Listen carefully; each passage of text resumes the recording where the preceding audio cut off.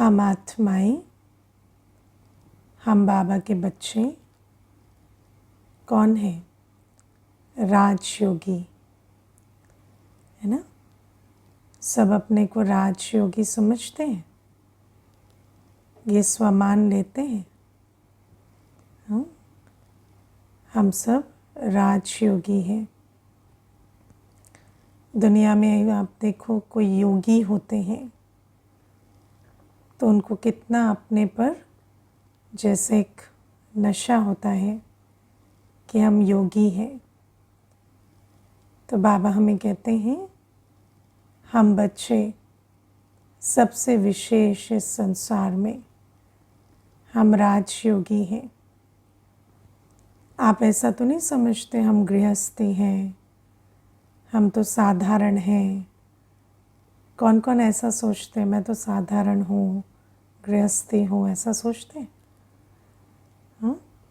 Ordinary स्वमान में रहते हैं या श्रेष्ठ स्वमान में रहते हैं? क्योंकि आज बाबा ने बहुत अच्छे से समझाया कि योग माना श्रेष्ठ स्मृति में रहना। योग का अर्थ ही है कि हम जो हैं वास्तव में बस उस अवेयरनेस में रहें। इसी को योग कहते हैं। योग में भी सबसे पहले तो मैं आत्मा कौन हूँ, सबसे पहले मैं आत्मा हूँ। फिर मैं आत्मा भी कोई साधारण नहीं हूँ। मैं वो आत्मा हूँ जिसे स्वयं परमात्मा, जिस परमात्मा को सारी दुनिया ढूंढती है और कहीं ना कहीं सारी दुनिया ने गिव अप भी कर दिया है। कहते हैं भगवान को जान नहीं सकते, पा नहीं सकते, इसलिए दुनिया में क्या करते हैं, गुरु तक ही रह जाते हैं, गुरु में ही फंस जाते हैं। ये भी नहीं समझते कि हमें तो परमात्मा के साथ संबंध बनाना है। वहाँ तो बुद्धि भी है ना, बुद्धि की उड़ान ही इतनी छोटी हो जाती है कि मैं आत्मा हूँ और मुझे परमात्मा से योग रखना है या संबंध में रहना है, वो भी सोच तक नहीं चलती। और यहाँ तो बिना सोचे ही, बिना जाने ही, पता नहीं आप में से कोई सोच समझ कर आए होंगे, लेकिन मैं तो समझती हूँ मेजॉरिटी हम जो बच्चे हैं, हमारी तकदीर ऐसी है कि बाबा हमें ढूंढते हुए आ जाते हैं। और जिस परमात्मा को सारी दुनिया ढूंढती है, वो हमें ढूंढते हुए आते हैं और फिर हमें हमारा परिचय भी देते हैं और अपना परिचय भी देते हैं, घर का परिचय भी देते हैं, हमारे आदि मध्य अंत का परिचय भी देते हैं कि तुम तो देवात्मा थे, फिर कैसे तुम अपनी ही पूजा करने लगे, फिर अभी तुम्हें फिर से अपने सतयुगी दैवी स्वरूप में वापस आ जाना है। तो शिव बाबा तो हमारे, है ना, दुनिया जिसे ढूंढती है वो हमें ढूंढते हुए आ जाते हैं और फिर अपने आप ही सारा परिचय देते हैं और फिर हमें रोज़ याद भी दिलाते हैं कि तुम सबसे भाग्यवान हो, तुम वो हो जिसे स्वयं परमात्मा बाप, टीचर, सतगुरु के रूप में मिले हैं। रोज़ तुम्हें स्वयं ज्ञान सागर सुप्रीम टीचर पढ़ाते हैं, भगवानुवाद सुनाते हैं। तो ये सब सत्य है, लेकिन सत्य की भी शक्ति कब रहेगी? जब स्मृति में रहे, जब याद रहे। मुझे याद है एक माता थी, सेंटर पर आती थी तो मुझे बहुत अच्छी बात कहती थी।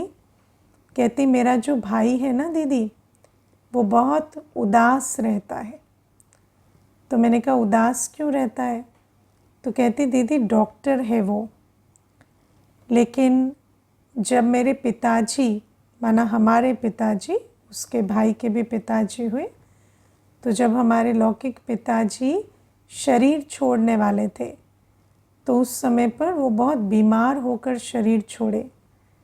तो जब अंत में शरीर छोड़े ना, तो उस समय पर उनकी हालत बहुत बिगड़ गई थी और एक इंजेक्शन था जो उनको लगाना था।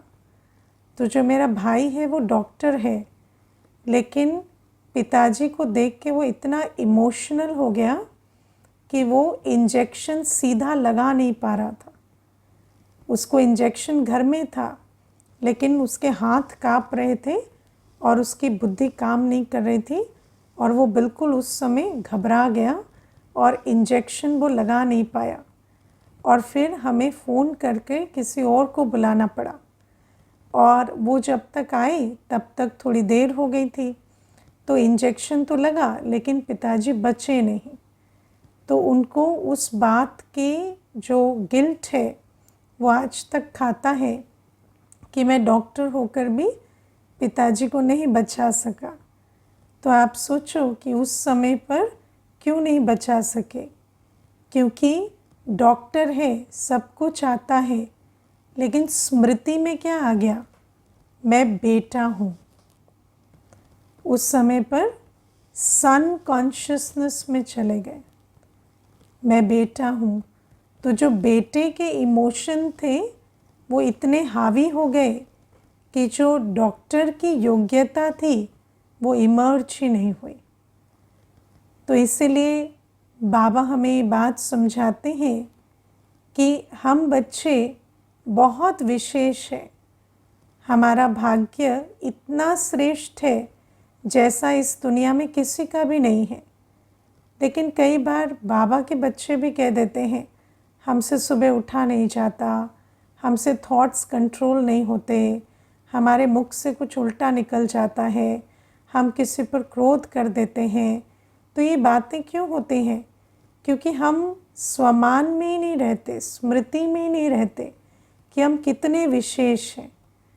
क्योंकि हमारे अंदर ये स्मृति रहती है, मैं माँ हूँ, मैं पिता हूँ, पति हूँ, भाई हूँ, है ना, पत्नी हूँ, यही साधारण, मैं गृहस्थ व्यवहार में हूँ, ये साधारण स्मृतियाँ रहती हैं। लेकिन जिसको भगवान आकर चुनकर पढ़ा रहे हैं वो साधारण कैसे हो सकता? भले हमारा रोल साधारण है इस समय अपेरेंटली, है ना, देखने में लौकिक जीवन में हमारा रोल साधारण है, भले ही हम साधारण परिवेश में रहते हैं, साधारण वस्त्र आदि पहनते हैं, लेकिन हम हैं बहुत विशेष और हमारे अंदर वो परमात्म शक्ति है। हमारा योग उस सर्वशक्तिवान से है जिस तक आज तक कोई भी नहीं पहुंच सका। तो बाबा हमें कहते हैं इस बात को कभी भूलना नहीं है। और जब हम याद रखते हैं ना कि मैं श्रेष्ठ आत्मा हूँ और मेरा पिता सर्वश्रेष्ठ है और उस पिता से मुझ आत्मा का बुद्धि योग है, तो मेरे अंदर हर गुण, हर शक्ति बहुत सहज है, बहुत नेचुरल है। मुझे कभी ये नहीं कहना पड़ेगा मेरी आँख नहीं खुलती, मैं तो उसकी संतान हूँ जिसके मंदिर में आज तक दिया बुझता नहीं, है ना, विश्वनाथ के मंदिर में कभी दीपक बुझता नहीं। तो मैं उस जागती ज्योत की संतान हूँ। तो मुझे, मैं कहूँ मेरा नींद पे कंट्रोल नहीं, ऐसा नहीं हो सकता। दुनिया में भी आप देखो, स्टूडेंट होते हैं साधारण, वो स्टूडेंट भी रात भर जाग कर पढ़ लेते हैं, वो स्टूडेंट भी सुबह उठकर पढ़ लेता है, सिर्फ ये सोचता है मैं स्टूडेंट हूँ, मेरा एग्ज़ाम आ रहा है इसलिए। और हम जागती ज्योत की संतान, हम कहें हमारी अमृत वेले आँख नहीं खुलती, ऐसा नहीं है। लेकिन वो जो स्मृति है वो इमर्ज नहीं रहती। तो फिर ये सारे जो है ना कमज़ोर संकल्प है या कमज़ोर एटीट्यूड है स्व प्रति, अन्य के प्रति, ये सारी कमज़ोरी की बातें चलती हैं। इसीलिए योग माना सबसे पहली बात श्रेष्ठ स्मृति में रहना, मैं कौन, मैं किसका। और जब ये स्मृति रहती है तो आपके पास क्या है, योग बल है। और बाबा हमें कहते हैं जब हम ऐसे योग बल में रहते हैं ना, तो स्वतः ही जो हमारी अवस्था है उससे वायुमंडल बहुत पावरफुल बनता है। आप एक योगी के सानिध्य का जो शक्तिशाली अनुभव है वो हर आत्मा करेगी जब आपके आसपास रहेगी। वो जो वायुमंडल है, दुनिया में कहते हैं वृत्ति से वायुमंडल बनता है, और वृत्ति का आधार क्या है? स्मृति। तो जब मैं आत्मा श्रेष्ठ स्मृति में हूँ तो मेरा एटीट्यूड बहुत पावरफुल है, स्व के प्रति भी, फ्यूचर के प्रति भी, हर आत्मा के प्रति भी। और उस पावरफुल एटीट्यूड के साथ मैं एक बहुत पावरफुल एटमॉस्फेयर क्रिएट करती हूँ, पावरफुल वायुमंडल। और वो जो पावरफुल वायुमंडल है उसमें जब भी कोई आत्मा, चाहे वो आपके लौकिक संबंध में हो, चाहे वो कोई नए हो, जब भी कोई उस संबंध में आते हैं, उस वायुमंडल के अंदर आते हैं, उस स्फीयर के अंदर आते हैं, तो उनको क्या अनुभव होता है? उनको भी ऐसा लगता है कि जो गुण, जो शक्ति उनको बहुत डिफ़िकल्ट लग रही थी, वो जैसे सहज उनको मिल गई। मानो कोई शांत नहीं रह पा रहा था, लेकिन उस वायुमंडल में उसको शांत रहना बहुत इजी लगता है, खुश रहना बहुत इजी लगता है। तो आप सोचो कि बाबा हमें कहते हैं ऐसा वायुमंडल जब हम बनाते हैं तो हम सर्व के सहयोगी बन जाते हैं, है ना? क्योंकि आज हर आत्मा को क्या चाहिए? सहयोग चाहिए। वो भी कौन सा सहयोग? आत्मा को आत्मिक सहयोग चाहिए। आज आत्मा को भले ही कई कहेंगे हमें तो पैसा चाहिए, हमें तो, है ना, फलानी चीज़ चाहिए, लेकिन वास्तव में आत्मा को क्या चाहिए? आत्मा को चाहिए ज्ञान, पवित्रता, शांति, प्रेम, सुख, आनंद, शक्ति का बल। और वो बल कैसे मिलता है? जब हम अपनी श्रेष्ठ स्मृति, श्रेष्ठ स्थिति में रहकर वो वायुमंडल बनाते हैं, तो उस वायुमंडल में हर आत्मा को ये आत्मिक शक्ति का सहयोग मिलता है। और जब ऐसा सहयोग आत्मा को मिलता है ना, तो नेचुरल उनके दिल से दुआएं और प्यार हमारे लिए फ्लो करता है। और बाबा हमें कहते हैं कि बाबा, परमात्मा शिव बाबा का भी लक्ष्य क्या है? लक्ष्य ये है कि हर आत्मा को वो सहयोग मिले जो 63 जन्मों से आत्मा ढूंढ रही है। तो बाबा की भी दुआएं मिलती, हमें प्यार मिलता, और हर आत्मा के भी प्यार के पात्र हम बन जाते। तो बाबा हमें कहते हैं इस तरह से सदा श्रेष्ठ स्मृति में रहकर powerful, loveful, peaceful, joyful atmosphere बना के हमें हर एक को सहयोग देना है। जहाँ आप रहते हैं वो स्थान की वाइब्रेशन कैसे होनी चाहिए? वहाँ कोई आए तो उसका दुख भूल जाए, उसकी अशांति गायब हो जाए, उसके अंदर मैं लोनली हूँ, मुझे प्यार चाहिए, ये वाली भावनाएं ख़त्म होकर मेरे पास सब कुछ है, ये भावनाएं। तो बाबा हमें ये बात पहले समझाते हैं। फिर बाबा आज हमें कहते हैं कि हम बच्चों को योग करना है आँखें खोल कर, है ना? हम बच्चों को आँखें खोल कर योग करना है। देखो दुनिया में ना योग का मतलब होता है भूल जाना। दुनिया में जब कोई कहते हैं ना कि योग करो, तो योग मतलब वो कहते हैं शरीर को भूल जाओ, बॉडी लेस हो जाओ, है ना, अवेयरनेस को भूल जाओ, सब कुछ भूल जाओ। लेकिन हमारा योग क्या है? याद करो। बाबा हमें कहते हैं भूलो, लेकिन उसको भूलो जो भूलने लायक है, लेकिन उससे भी ज़्यादा उसे याद करो जिसे याद करना है ना? मैं अभी पीछे किसी को सुना रही थी थोड़ा ज्ञान, जो थोड़ा भक्ति में, संन्यास में रहे हैं।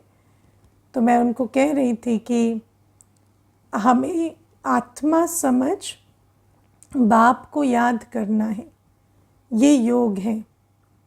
तो कहते हाँ, मतलब बॉडी लेस हो जाना है। तो मैंने कहा नहीं, बॉडी लेस तो होना है, बट मोर क्या होना है वो समझो।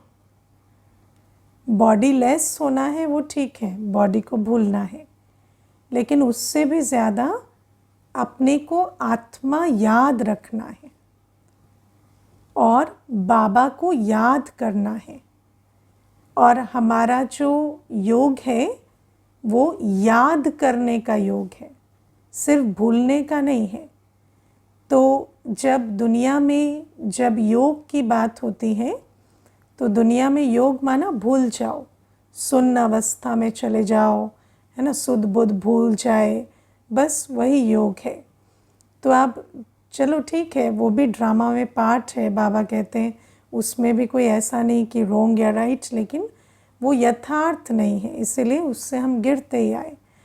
तो बाबा हमें कहते हैं कि सिर्फ भूल नहीं जाना है, याद भी करना है। और याद करना या भूलना ये आत्मा के पास चॉइस है, क्योंकि हम बुद्धि से भूलते हैं, बुद्धि से याद करते हैं, है ना। तो बाबा कहते हैं आत्मा मन बुद्धि की मालिक है और हमें बुद्धि को एक्टिव रख के वो भूलना है जो भूलने लायक है और उसको याद करना है जो याद करने लायक है। और ये एक बहुत चैतन्य अवस्था है, बहुत कॉन्शियस एक्टिविटी है। ऐसा नहीं कि बस बैठे और अनअवेयर हो गए और सब कुछ भूल गया। अब आप देखो, जब आपको सिर्फ भूलना है तो आँख बंद करना ठीक है ना, क्योंकि सारे दरवाजे बंद कर दो और भूल जाओ। लेकिन यहाँ तो सिर्फ भूलना नहीं है ना, याद भी करना है। तो फिर आँखें बंद करने से तो अवेयरनेस ही खो जाएगी। तो आँखें खोलकर बहुत जागृत और चैतन्य अवस्था में बैठकर बुद्धि बल से, बुद्धि में परख शक्ति, निर्णय शक्ति होती है। बुद्धि को अगर एक बात समझ में आ जाती है, देखो दुनिया में आजकल कहते हैं लेटिंग गो, लेटिंग गो एक बहुत पावरफुल शक्ति है ना, विस्तार को संकीर्ण करने की या समेटने की शक्ति। तो बाबा हमें कहते हैं बुद्धि के पास ये लेटिंग गो की शक्ति है। जो बात आपको समझ में आ गई, ये सोचने की नहीं है, ये याद करने की नहीं है, उसको छोड़ दो। और जिसको याद करना है उसको याद करो। तो बाबा कहते हैं बुद्धि की शक्ति के आधार से, बुद्धि की समझ के आधार से हम उसे भूलें जो भूलने लायक है। किसे भूलना है? पुरानी पतित संसार और शरीर को। क्यों भूलना है पुरानी पतित संसार और शरीर को? क्योंकि उसके बारे में आप कितना भी सोचें उसका कुछ कर नहीं सकते। कर सकते हैं क्या? कितना भी, है ना। देखो अभी मुझे एक भाई कहते हैं कि मैंने तो जीवन से बहुत कुछ सीखा। तो मैंने कहा आप अपनी एक लर्निंग बताओ जो बहुत अच्छी आपने जीवन से सीखी। तो मुझे कहते हैं किसी को आप बदल नहीं सकते। ये मैंने जीवन से सीखा। वो भाई 85 के हैं। तो मुझे कहते हैं मैंने तो सारी ज़िंदगी का एक सार सीखा कि आप किसी को बदल नहीं सकते। तो मैंने कहा लेकिन आपको अभी एक और बात सीखनी है कि जिसको आप बदल नहीं सकते उसके बारे में आपको सोचना नहीं है। क्योंकि अगर आप ये जानते हैं कि आप बदल नहीं सकते, फिर भी आप उसके बारे में सोच रहे हैं, तो आपको कोई समझ नहीं आई फिर। क्योंकि फिर तो आप अपना टाइम और थॉट वेस्ट कर रहे हैं ना। अगर आपको, देखो जिसको उम्मीद है कि मैं बहुत सोच सोच के बदल दूंगा, वो तो फिर भी लगा पड़ा है तो ठीक है।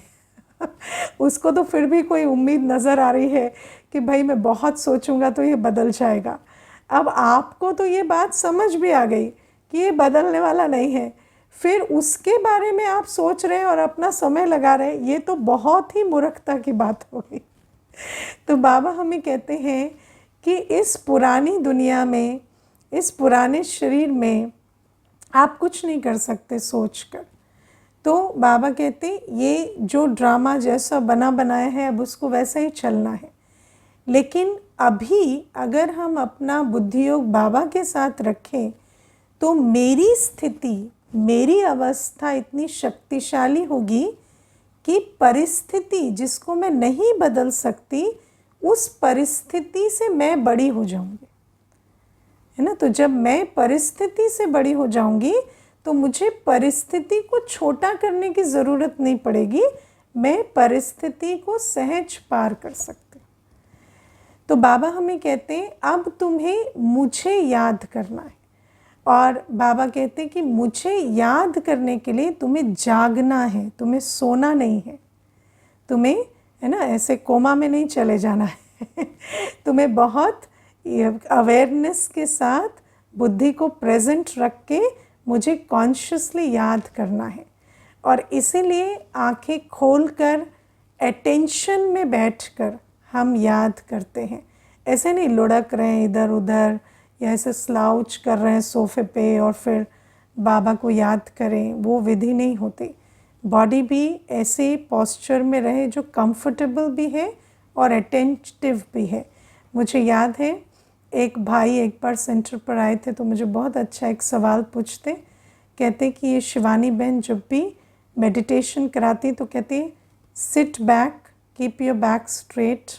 तो क्यों कीप योर बैक स्ट्रेट कहती है तो मैंने कहा ये रीढ़ की हड्डी भी सीधी नहीं होगी तो फिर बुद्धि कहाँ सीधी जाएगी तो बॉडी को भी थोड़ा अलर्ट और अटेंशन में रखो ना, ऐसे एकदम आराम दे दोगे बॉडी को, है ना, मस्त एसी चला दिया और आराम से बैठ गए तो सोएंगे ना, नींद करेंगे। अब नींद के लिए तो रात बनी है ना, अमृत वेला सोने के लिए थोड़ी है।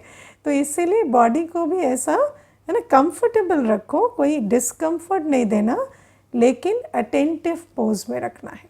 और फिर बाबा को खुली आँखों से बहुत चैतन्य अवस्था में याद करना है।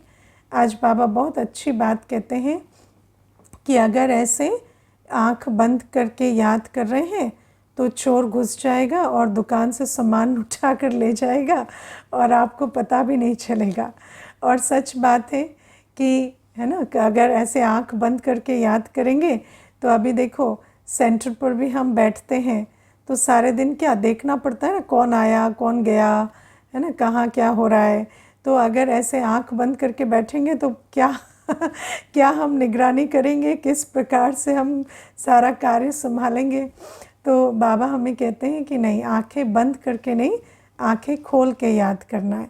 अब ये बात बाबा हमें इतनी बार क्यों समझाते हैं, क्योंकि अभी तक जो संस्कार है वो आंख बंद करने का है। आपने आज तक जो भी चित्र देखे हैं योगी के, वो क्या है, आंख बंद करके योगी योग कर रहा है। और सारे चित्रों में क्या है, सब कुछ भूल जाओ, शून्य में चले जाओ, है ना, अनअवेयर हो जाओ। तो जैसे ही व्यक्ति योग करने बैठता है वो जो पुराना संस्कार है वो काम करने लगता है। मैं आपको इसमें एक बहुत फ़नी बात बताती हूँ। एक बार एक माता आई सेंटर पर, तो मैं किसी और से बात कर रही थी, उस समय अटेंड किसी और को कर रही थी तो बिज़ी थी। तो उनको हमने कहा कि आप बाबा के कमरे में बैठो और योग करो। तो अब पहली बार आई थी तो बिठा दिया उनको बाबा के कमरे में। तो फिर जब मैं वापस आई बातचीत करके, वो माता बेहोश पड़ी है ना, और तो मैंने उसको उठाया। फिर मैंने कहा कि ये क्या हुआ, तो कहते मेरा ऐसा ध्यान लग गया, मैं तो गुम ही हो गई। तो फिर मैंने कहा अच्छा, पर मैंने कहा पर ऐसे ध्यान नहीं करना होता है, आप आइए फिर मैं उसको कुछ कहती, उतनी तो उसको होश ही नहीं था। फिर वो ऐसे ही घर चली गई। फिर जैसे ही घर गई तो उनके जो युगल थे वो कहते हैं उनको कि तुम कहाँ चली गई, वहाँ जाकर तुम बेहोश हो गई, तो तुम वहाँ और अगली बार मत जाना अब इस सब में हमने तो कुछ बोला ही नहीं उसको हमारी मुलाकात ही नहीं हुई। तो ये क्या है कि जो आपका संस्कार होता है, आप अब खाली बैठे थे तो आपको लगा ये बहुत पावरफुल वाइब्रेशन वाला कमरा है, तो सारी सुध बुध भूल जाओ और बिल्कुल बेहोशी में चली गई वो। अब जो बाबा सिखाता है उस शिक्षा से वंचित ही हो गई उस कारण से। तो बाबा हमें कहते हैं कि ये सारे जो बिलीफ सिस्टम्स है ना, इनसे अब हमें निकलना है, क्योंकि जो आप बिलीव करेंगे वो आपके बिहेवियर को इन्फ्लुएंस करेगा। अगर आप बिलीव करते हैं कि योग में बैठने से आप बिल्कुल सुध बुध खो देंगे तो वो होने लगेगा। लेकिन उससे प्राप्ति क्या होगी? कुछ नहीं, क्योंकि योग के समय तो आपको बाबा से शक्ति लेनी थी और वो समय आपने सुध बुध खोने में वेस्ट कर दिया, तो फिर प्राप्ति कैसे होगी? तो इसीलिए बाबा हमें कहते हैं कि इन बिलीफ सिस्टम्स से हमें पहले निकलना है। फिर बाबा हमें ये बात समझाते हैं कि आत्मा को ना तो कोई सुन्न अवस्था में जाना है और ना ही आत्मा को कोई नींद करनी है, क्योंकि कई बार ऐसा होता है कि मनुष्य आत्मा की प्रोग्रामिंग है कि योग में रिलैक्स फील करना है ना, योग में रिलैक्स फील करना है। तो जब आंखें बंद होती हैं और नींद करते हैं तो कैसा फील होता है? रिलैक्स फील होता है, तो उसको लगता है मेरा योग बहुत अच्छा लगा, ठीक है ना। इसीलिए बाबा हमें कहते हैं कि योग विकर्म विनाश करने के लिए, योग में तो चैतन्य में बैठकर बाबा को याद कर विकर्म विनाश करने। और बाबा कैसा है? बाबा तो स्नेह का सागर है, ज्ञान का सागर है।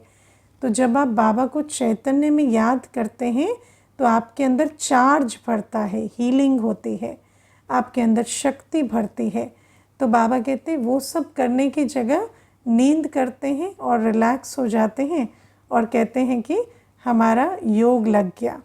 तो इस पे भी आपको बताती हूँ, कई बार ऐसा अनुभव भी हुआ कि योग भट्टी में जो सबसे ज़्यादा सोए, है ना, और हम तो स्टेज पर बैठते हैं तो सब दिखता ही है ना, चैतन्य में योग कर रहे हैं तो सब कुछ दिख रहा है, तो सारे टाइम सोए, लुढ़क लुढ़क के सोए इधर उधर। वो आकर बाद में कहते हैं दीदी आज जैसा वंडरफुल अनुभव हुआ ना कभी नहीं हुआ, इतना अच्छा योग लगा कि बात मत पूछो, है ना। और इतने खुश होते हैं कि उस समय उनको कह भी नहीं सकते कि आपका योग ही नहीं लगा, आपकी कोई कमाई नहीं हुई, ये सारा टाइम वेस्ट हुआ आपका। लेकिन क्या कहें, तो उस समय हम कहते हैं अच्छी बात है, मुबारक हो, आपका बहुत अच्छा योग लगा तो और क्या कहें, है ना। लेकिन बात ये है कि नींद किया तो योग कहाँ लगा, ना शक्ति जमा हुई, ना कोई रिचार्ज हुआ, कुछ नहीं। तो बाबा हमें कहते हैं कि, और कई बार ऐसा भी समझते हैं कि जब हम आँख बंद कर रहे हैं, कई ऐसा सोचते हैं खुली आँखों से हमारा ध्यान नहीं लगता और बंद आँख से हमारा बहुत अच्छा योग लगता है ना। कई ऐसे सोचते हैं हमारा बहुत अच्छा कंसंट्रेशन होता है जब आँखें बंद होती हैं। मैं आपको इसमें भी एक बात सुनाती हूँ। एक भाई आए, तो नए आए थे, तो सीईओ थे किसी कंपनी के। तो मैं जब उनको ज्ञान सुनाऊँ, आत्मा का चैप्टर सुनाऊँ, वो आँख बंद करके सुने, ठीक है। तो एक दिन हो गया, दो दिन हो गया, तो सारा चैप्टर आँख बंद करके सुना जा रहा है।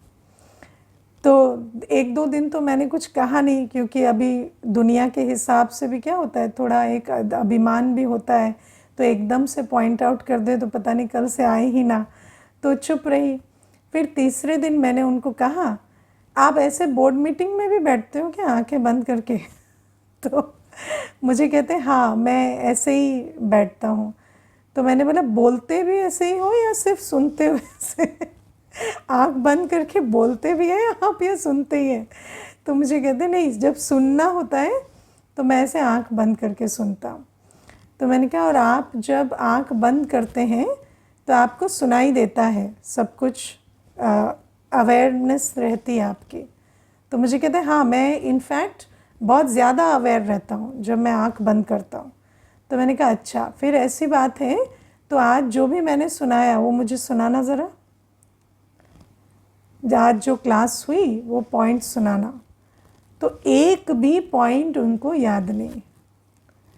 तो मैंने उनको कहा ये तो चलो ये तो नई यात्रा है, अब आप करेंगे नहीं करेंगे वो अलग बात है, लेकिन वो बोर्ड मीटिंग में ऐसे मत बैठा करिए आप कुछ नहीं सुन रहे हैं तो आपको कोई किसी का कोई कंट्रीब्यूशन कोई पॉइंट कुछ नहीं सुनाई दे रही।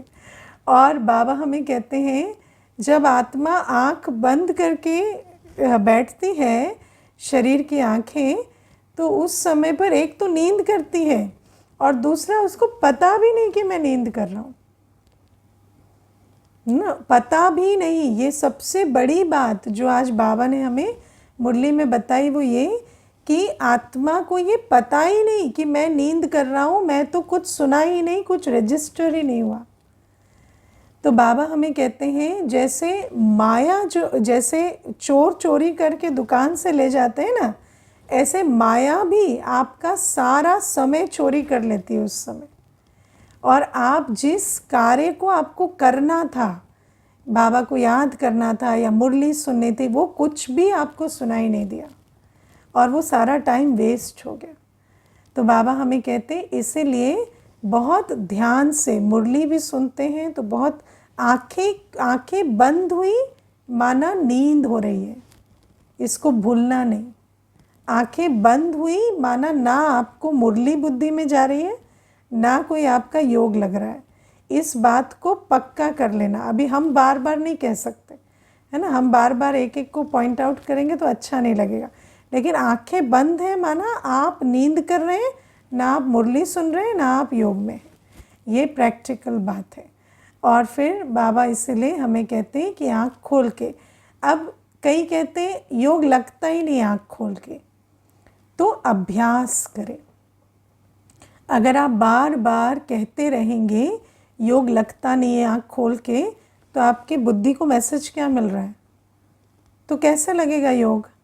तो आप कहेंगे कि जब बाबा कहता है योग आँख खोल के होता है और मैं आत्मा अपने पिता को, आप किसी को भी याद करते हैं, आप आँख बंद करके करते हैं, बच्चों को, परिवार को, हाँ रुको बेटा तुम्हें याद करता हूँ 2 मिनट आँख बंद करो, ऐसे कहते हैं?